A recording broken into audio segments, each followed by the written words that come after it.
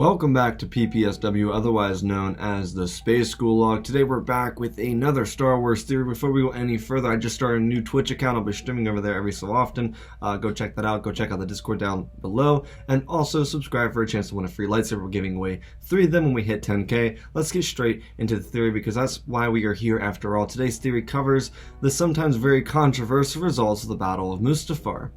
While we know the dark side Anakin Skywalker was extremely powerful, we also know that Obi-Wan's connection to the Force wasn't nearly as powerful as Anakin's.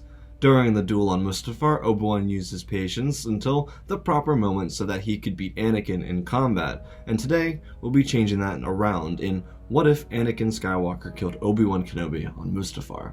As our story begins on Mustafar, Anakin rants to his wife Padme about not wanting to hear about Obi-Wan anymore. Anakin's rage was building, and it wasn't like the atrocities of what he had done in the previous hours were slowing him down. Anakin was still inside of himself somewhere. But the man, the being, this creation of evil, he was not Anakin.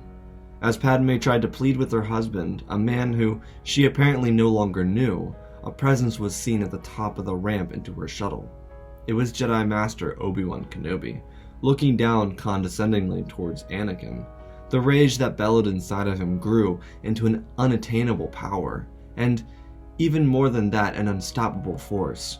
Anakin's eyes glowed with yellow as he whipped his head back at his wife and began to choke her using the Force. Within her, he felt the life force. She was still alive when he let her go. Another command from Obi-Wan. Anakin's thoughts ran rampant. Every turn during his life, he felt like Obi-Wan was holding him back. When Obi-Wan faked his death, Obi-Wan betrayed his trust. Obi-Wan seemed to never understand him. Anakin's blinding thoughts turned into a rant of what he had become, that he was bringing order to the new empire that he had created. Though Anakin may have not been ignorant, he was right. This was the new empire. For him, ultimate power in the galaxy. Obi-Wan looked at his apprentice, still not wanting to believe if it were true. The man he loved, his brother, Anakin Skywalker, was not this man. Anakin was now Vader, and there was no one who could stop the descent. Padme tried, and she was choked until she passed out. But she was okay, as Obi-Wan felt her head. He knew her and her child would survive. Obi-Wan thought about everything that had transpired, everyone who he had failed. The weight of the galaxy hinged on the back of Obi-Wan Kenobi, and though, at the same time, it were his creation, his failure.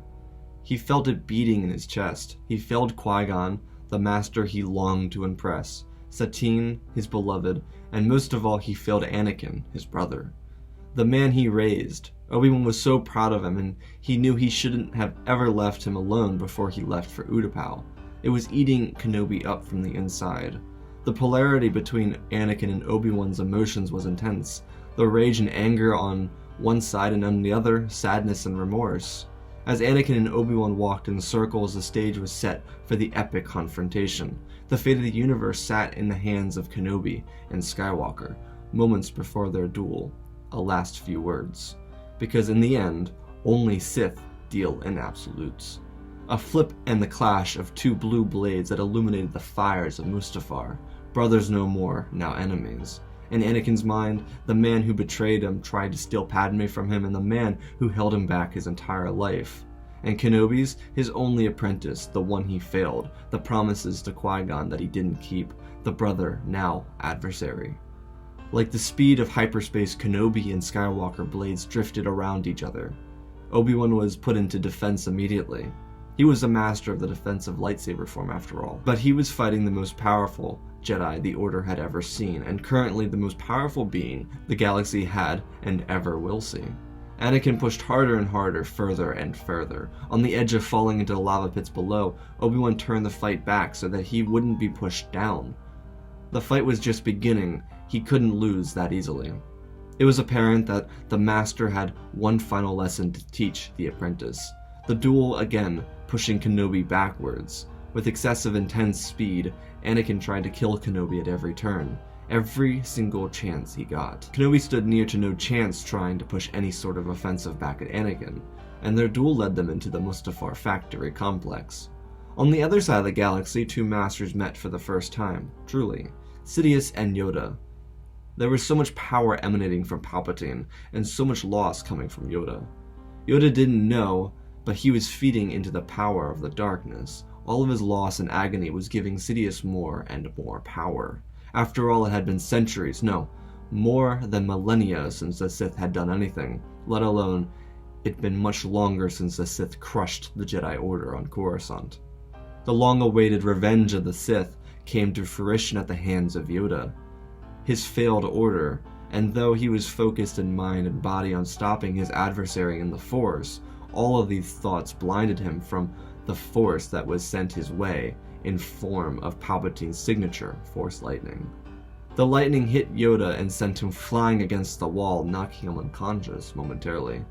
The Jedi fell, and the Sith rose, as Palpatine got up from his desk and walked over to Master Yoda. Back on the fiery abyss known as Mustafar, inside of the factory complex, Obi-Wan saw what his apprentice had done. It was the Separatist leaders. They were all dead, all of them, mercilessly killed. And sure, they were leaders of the opposite regime, but they deserved a civil trial at the very least. It wasn't right for them to be slaughtered in the way that they were. All the bodies scattered around the control rooms. It reminded Kenobi of what had occurred in his beloved Jedi Temple. He couldn't focus on this though. Anakin was pushing harder and angrier than ever before. There had always been flashes of this during Anakin's training, but Obi-Wan always tried to ignore it. It was his fault, and he felt that way about it. Obi-Wan combated Anakin's fiery assault with a swift and decisive offense. It caught Anakin off guard. He didn't expect his master to parry him in combat, but no matter. Anakin, being the fine duelist he was, resorted back to his assault. Kenobi saw a slight weakness from his little offensive, but he couldn't get too boisterous with the little offense, because if he did, he could lose the fight. There were flashing moments where the master beat the apprentice, but these moments were brief and hard for Obi-Wan to come by. He tried with everything he had to beat this man, this Sith he had created. Obi-Wan fell back some more, and in the middle of a control room they began to swing dramatically until they collided with a stiff draw. From their draw with lightsabers, two hands arose, one from Kenobi and one from Skywalker. A test of who would falter first, the duel of which decided what mattered more, the dedication of training or the natural power of the dark side. Their duel commenced until it began to shred some of the command structure's control systems. The duel led them to the outside again, where fire emitted from the surface of Mustafar. Char filled air. It was hard for both of them to breathe. The fires of Mustafar were immense. With the speed of the two duelists was fighting with, they had to rely on the Force to keep themselves stable, instead of allowing the fire and soot to inhibit their actions in combat. As they trailed outside, Anakin's offensive pushed further, as he kicked Kenobi in the jaw, pushing him on the defense again. On Coruscant, Yoda awoke and rose to fight the Sith Lord known as Sidious. Much like how Yoda was thrown into the wall by his ignorance, Palpatine was sent tumbling across the room because of his. As he collided with his chair and fell backwards, Palpatine questioned the implications of fighting Grand Master Yoda.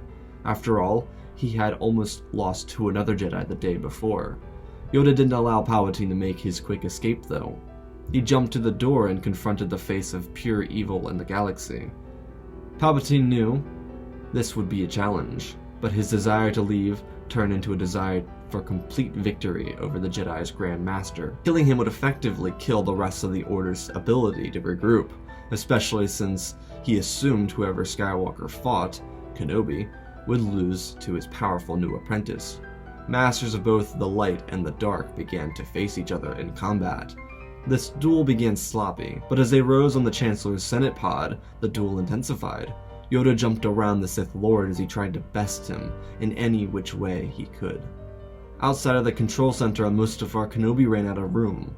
He was at a pipe and he had nowhere else to go. It would be difficult trying to back up on the pipes, but he needed to do it, and ever so steadily he backed himself upon the pipe, trying to keep Anakin at bay. Below him, a platform was beginning to become visible. As Kenobi fended off Anakin, he saw a moment to kill his apprentice. If he got to the low ground and Anakin followed him, he might be able to seize the advantage from Anakin. As Kenobi jumped to the ground, he caught Anakin by surprise as he followed him down. But as the fires of Mustafar rose as explosions from the grandest volcanoes on the planet burnt in the background, it signified the end of Kenobi's desperate attempt to save the galaxy. With the weight of everything and everyone on his shoulders, Kenobi's misstep by jumping below Anakin came to fruition as he missed his swing on his apprentice, and Anakin's blade went through Kenobi's stomach and out of his back. Kenobi winced and a tear fell from one of his eyes. He knew it was over. He knew he had failed. His attempt to raise Anakin and train him was a failure. Everything that he had promised Qui-Gon was a broken promise. Kenobi reached out with his hand and looked at Anakin, and in the same words his beloved told him on Mandalore, he told Anakin that he always loved him. Anakin didn't budge. As Kenobi's life began to end, behind the boy, he failed. He saw his master, of which he also failed. Qui-Gon reached out to Kenobi and said to him that it was always going to be okay, because no matter what, Anakin would bring balance to the Force. But he also told Kenobi to come with them, to join him in the living Force. As Obi-Wan fell ever so slightly, his body vanished from the land of the living as his charred and burnt clothes fell to the floor, unaccompanied. Anakin grinned. His most difficult opponent was even no match for him. But where did the body of his master go? He looked through the cloak and found nothing. But it made Anakin question if the battle was even real. But his master's lightsaber lay on the ground before him. He used the Force to pick up the lightsaber, and as more fire exploded from Mustafar, he took the lightsaber of Kenobi and used Force jump to get back to the platform Kenobi and him were on before they got onto the pipe that led to Kenobi's eventual defeat. On Coruscant, as Yoda jumped into attack position, he felt it. Kenobi had failed, and he stuttered in his combat. Yoda's attack position left him very vulnerable, and because he felt it through the Force that Obi-Wan had died, he was blindsided by Sidious's blade that ripped through his neck, tearing the Grand Master's head from his body. Sidious grinned, but he knew there were one more thing that he had to do. He had to make sure that Padme died as well. He called Commander Fox via hologram and told him to fetch him his shuttle. The Jedi had been defeated, but turning Anakin was not complete yet. As Anakin fetched his wife and carried her on board of her ship, he laid her down on top of her bed. He looked at her. She was still alive and still breathing. He told his construction, C-3PO, to start the ship and prepare to travel to Coruscant. The medical bays on Coruscant's Republic Hospital would be able to surely get Padme the help she needed, and since Anakin hadn't heard from his master, he wasn't taking any chances. The shuttle departed through hyperspace, mirrored as Palpatine's vessel flew through the storm-filled skies of Coruscant. He went to the industrial sector. Palpatine's ship landed, and now he would cement his apprentice's turn to the dark side. C-3PO pulled out of hyperspace as they arrived on Coruscant. Palpatine was working through an ancient power of the Sith. He wanted to be sure that Padme died immediately, even before giving birth. He wanted to supplement his apprentice's turn to the dark side.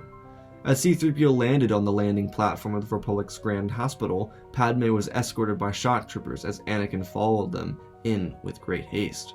Within minutes, Padme was placed on a bed surrounded by medical droids. Anakin's rage had boiled down. During the trip through hyperspace, he sat with his wife, and he knew she was okay. That was all he ever wanted. He just wanted her to be okay. And currently, she was okay. She was breathing, and everything seemed to be fine with her. He was fearful of his vision, but Kenobi was dead. That meant that his foresight was wrong. Maybe he didn't need to kill his master, but it didn't matter. Kenobi was dead. Anakin came back to the present and found a small obstacle to put down next to his wife's bed as he sat next to her. Anakin was exhausted. He hadn't slept in more than 24 hours. He had killed so many just to be here. Just to be here with Padme. He held Padme's hand, and then she awoke. Confused, dazed, but okay. Anakin looked at her. His eyes returned to their normal color. He looked at her and she looked at him, with stars in her eyes. But then she remembered. What happened? Wait. He choked her. She wanted to yell, but she was too weak. Anakin could see the anger on her face. He knew he had made a mistake. They couldn't focus on this, though, because she was giving birth. Palpatine focused on his ritual. He was ready to end Padme's life, but there was an issue. He couldn't break through. It was like there was something preventing him from killing her. Unbeknownst to Anakin, the amount of love and compassion he felt in this moment, as he held his firstborn Luke Skywalker, he was creating a Force scrotum, an ancient power that created an impenetrable bubble around someone with the Force. Anakin didn't even know he had this power, but he had used it before when protecting his loved ones. Palpatine digged into the ritual even more. He wanted so badly to turn Anakin into complete darkness, but it wouldn't work. Padme gave birth to her second child, and she was named Leia Skywalker. Such a remarkable moment for both Anakin and Padme. Though Padme had some issues with Anakin, he knew he was in the wrong for choking her, but she did survive the pregnancy as she laid back to rest. Anakin sat with his two children as the doctors took them outside of the room to incubate them and make sure that they were completely healthy. Palpatine felt it through the Force. These children were powerful, so he'd either like to take them or he'd like to kill them. Either response would get Anakin to turn fully to the dark side, and so Palpatine's shuttle cascaded over the cityscape as it moved towards the Grand Republic Hospital. Palpatine landed, he thought to himself what it was that he would do. As he walked in flanked by shock troopers, Anakin had a realization as he felt the presence of Palpatine. He realized that he never needed him, and while he was always someone he could trust as a child and even as a young man, it felt even more like manipulation than anything else. Palpatine got Anakin to kill the entire Jedi Order so that his wife could live, and she had no issues with pregnancy. A perfectly healthy birthing process. Palpatine walked in like a shadow casting over the galaxy. There were chances that this could go in his favor, and there was also the possibility that he could fail miserably. Anakin wanted to protect the ones he cared about, and since his mind was cleared, it was exactly what Obi Wan told him, to use his feelings because there was something truly out of place. Anakin felt it. Of course he knew Palpatine were the Sith Lord, but after all, Anakin believed he had failed. He had betrayed everyone. Anakin looked at Palpatine. They exchanged a darting glare at one another. There was tension in the air. So much tension even the medical droids could feel it. Palpatine spoke, asking if the pregnancy was successful. Anakin nodded. He looked at Palpatine. There was a lot of emotion flowing through his heart, and so he asked Palpatine to remove himself from the location nicely. Palpatine then dug a little further, prying at Anakin. He wanted to pull Anakin from that calm demeanor. Could he? Of course he could. He got Anakin to wipe out the entire Jedi Order. Palpatine, without acknowledging Anakin, turned to Leia and smirked, speaking aloud, to no one in particular, that this child would become a powerful Sith Lord. Anakin was jarred by this betrayal, and so his rage began to build, telling the Chancellor to back off from his child. The shock troopers then got in front of Palpatine and pushed Anakin back. Palpatine didn't say a word, he only turned his attention to Luke, and said the same of him. That these two would be far more powerful than their father. Sadly, their father wasn't bright enough to align himself fully with the dark side. And then Anakin snapped. He threw facts at Palpatine while pressing forward, pushing the shock troopers aside. He raised his voice and told Palpatine that he never needed him. Padme lived, and now all the Jedi, his apprentice, his master, his friends, they were all dead. Everyone he cared about other than his wife had died.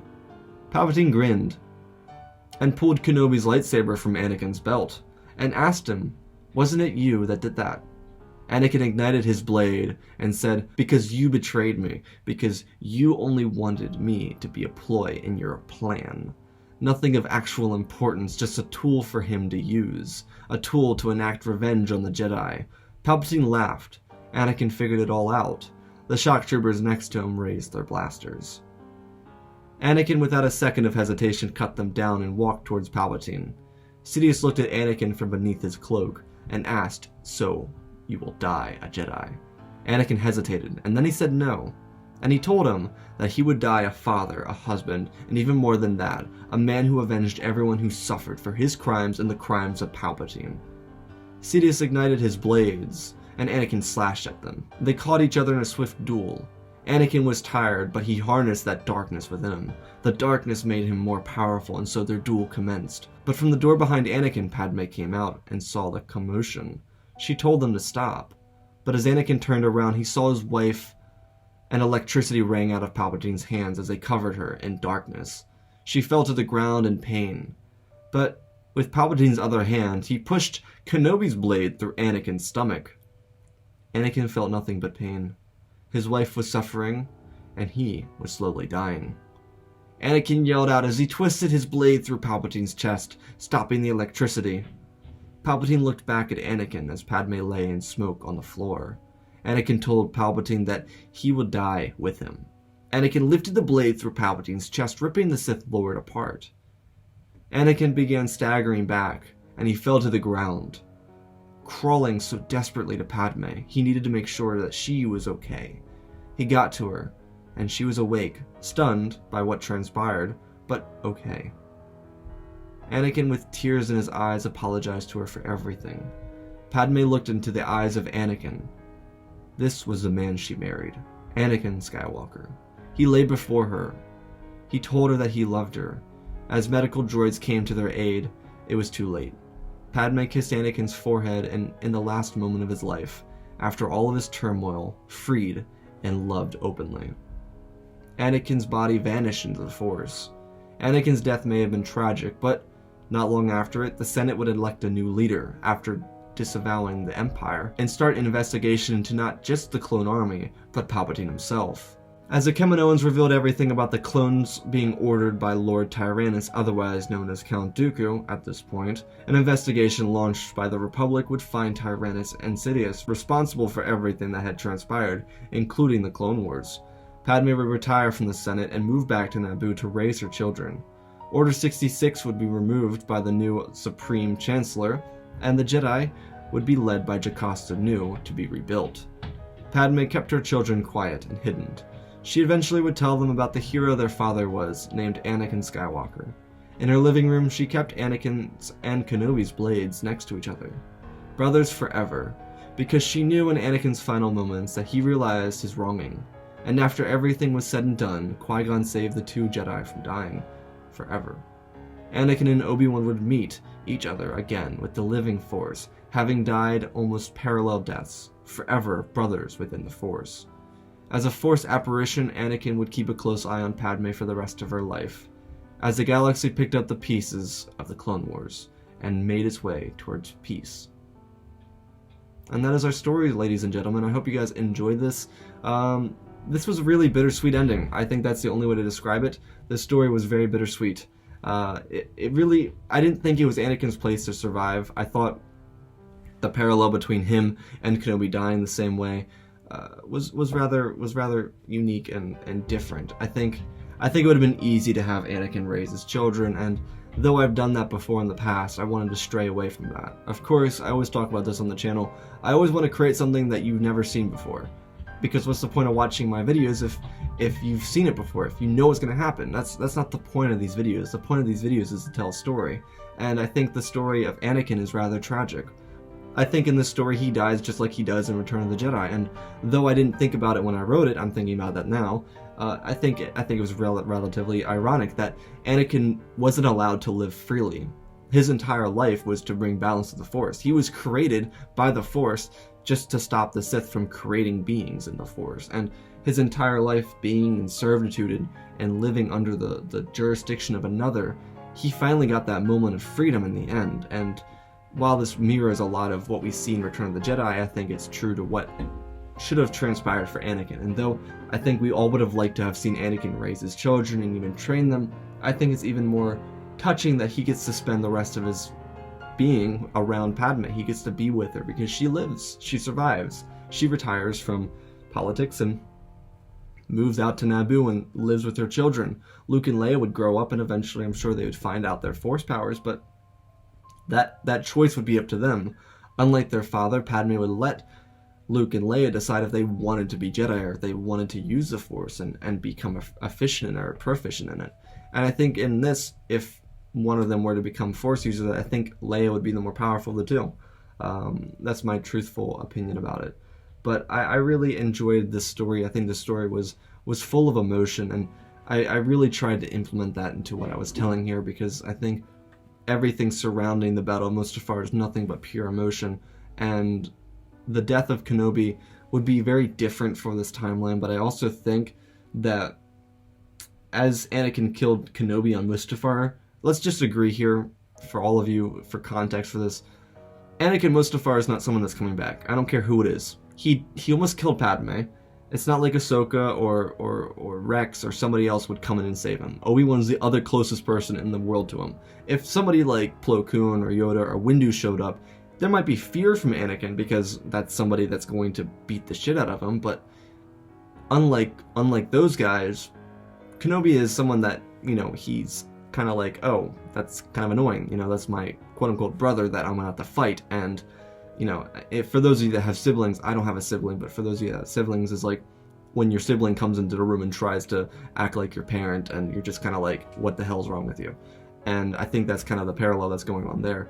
But I think Anakin coming back from Mustafar would have leveled out, especially being with Padme. And I think he would have realized a lot of what he had done wrong. And I think otherwise, if he hadn't died in this situation, I don't think Anakin would have been able to live with what he had done. I think he would have felt miserable about it. I think while he would have been happy that his kids were alive and that Padme was alive, I think Anakin would have struggled a lot with the rest of his life with the thought of what he had done on his mind. He would have either separated himself from the Force, or he would have taken himself away from life, to put it lightly, because he was a good man. And I think at the end of the day, I think he would have realized the implications of what he had done and how bad they were. He literally like killed children. He killed the entire Jedi Order, and not only that, he killed his master, like the person that like believed in him and cared about him and did everything he could for him. Well, not everything that Shakti did, apparently, according to that one theory. That's a shameless plug right there. But yeah, I hope you guys enjoyed this. This was a very emotional story, and I wanted to draw on those emotions a lot. Obviously, this story could have been 10 minutes long, but I didn't want to tell a 10-minute long story. I wanted you guys to feel every emotion that these characters go through, and I think that's what's special about these videos, in my opinion. I think that's what separates me from the crowd of people that make these videos, because I really want to focus on the characters' emotions. I want you to feel either relatable or you feel empathy for them, and that's kind of what I was going for here. So I hope you guys truly enjoyed this. If you did, leave a like down below. Also subscribe, check out the Twitch, and check out the Discord. Links are down below, so go subscribe and do all those things. Chance to win a free lightsaber is right around the corner. We're approaching 10K really fast, so you might as well subscribe. Anyways, guys, I love you all. Spread the love, and always remember, my friends, may the Force be with you.